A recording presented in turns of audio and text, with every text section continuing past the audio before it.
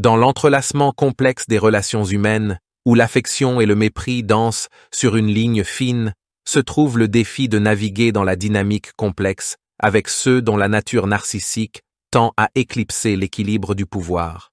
La question brûlante qui arde dans le cœur de nombreux est comment gagner le respect, et je mets « respect » entre guillemets, car son sens dans ce contexte transcende la compréhension commune d'un être narcissique.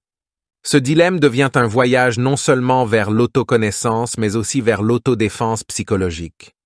Dans la danse des relations, qu'elles soient amoureuses ou professionnelles, l'idéal est un duo de compréhension et d'appréciation mutuelle. Imaginez deux âmes en synchronie, où la communication coule sans effort et les conflits sont résolus par le dialogue et la compréhension. Cependant, cet équilibre vacille au bord de l'abîme lorsque l'un des danseurs porte un masque narcissique. Dans ces unions, il ne s'agit pas de se connaître et de grandir ensemble, mais d'une lutte pour la suprématie, une bataille pour définir qui domine et qui se soumet, qui détient le pouvoir et qui le cède. Dans ce scénario, le respect n'est pas un pont vers la connexion émotionnelle, mais un outil pour maintenir une distance sûre, pour éviter d'être emporté par le courant torrentiel de manipulation et de contrôle. Parlant d'un point de vue d'autorité sur le sujet, le Dr John Gottman, un psychologue renommé et cofondateur de l'Institut Gottman, spécialisé dans la dynamique des relations de couple et le mariage, éclaire cette dynamique complexe.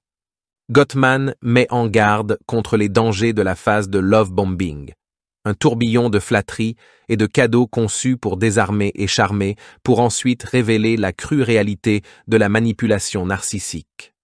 C'est un jeu de mirage où, pour un moment, on nous fait croire que nous sommes le centre de l'univers, seulement pour ensuite être relégués à de simples pions sur l'échiquier de leur égocentrisme.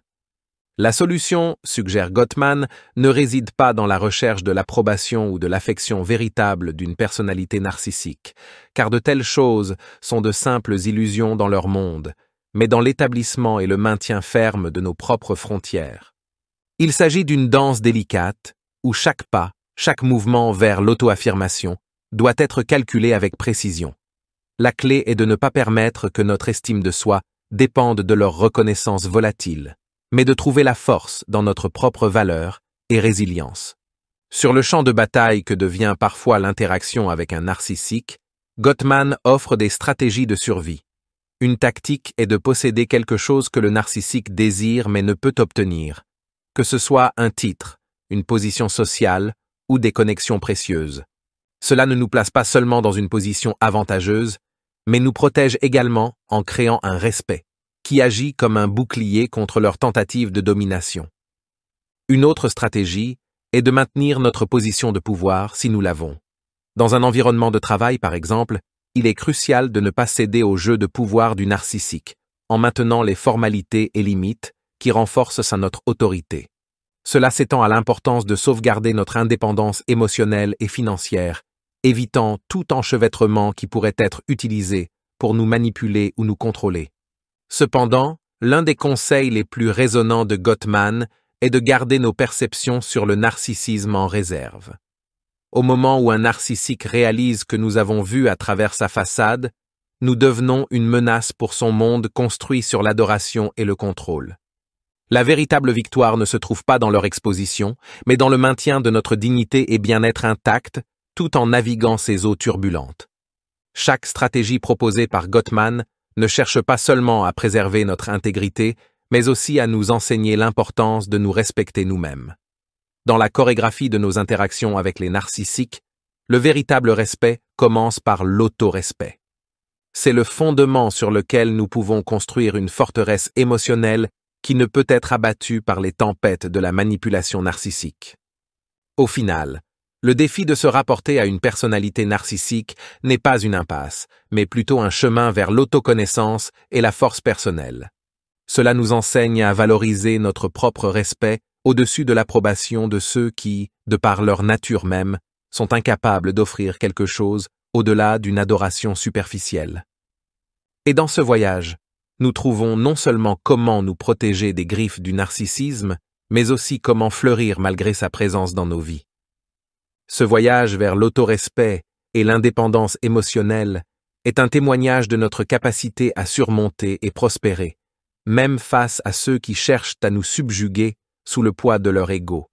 Dans le théâtre des relations humaines, apprendre à danser avec les narcissiques sans perdre le rythme de notre propre musique est, peut-être, l'une des leçons les plus précieuses que nous puissions apprendre.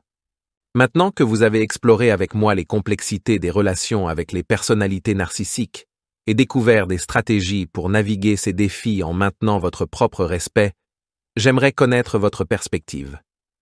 Avez-vous eu une expérience personnelle où vous avez dû établir et maintenir vos propres frontières face à un narcissique? Comment avez-vous réussi à maintenir votre estime de soi et votre position de pouvoir dans ces situations?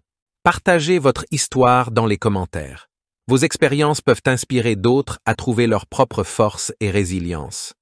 N'hésitez pas à nous laisser un commentaire racontant votre expérience. Rappelez-vous, en partageant et en discutant de ces histoires, nous ne nous aidons pas seulement les uns les autres, mais augmentons également la visibilité de la vidéo, permettant à ces discussions importantes d'atteindre plus de personnes. J'attends vos commentaires avec grand intérêt. Savez-vous quelles sont les 5 manières de faire en sorte que quelqu'un vous manque même s'il ne le veut pas? Appuyez sur oui et découvrez-les.